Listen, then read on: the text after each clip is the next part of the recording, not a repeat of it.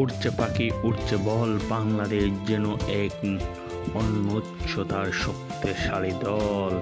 প্রথমে ওয়েস্ট ইন্ডিজকে তাদের মাটিতে 3-0, তারপর হারালো পাকিস্তানকে মিরপুরে 2-1, তারপর হারালো নেদারল্যান্ডকে 2-0, এবার আফগানিস্তানকে 2-1।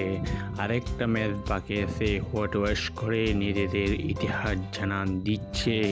টি-20তেও বাংলাদেশের আগমন বাঘের গর্জনের মতো। বিশ্ব ক্রিকেটের বিশ্ব ধ্রুবতারাদের মাঝে বাংলাদেশ যেন নিজেরাই শক্তিশালী হিসাবে এশিয়ার দ্বিতীয় দল মনে করে দিচ্ছে সারা বিশ্বের ক্রিকেট বিশ্লেষকদের।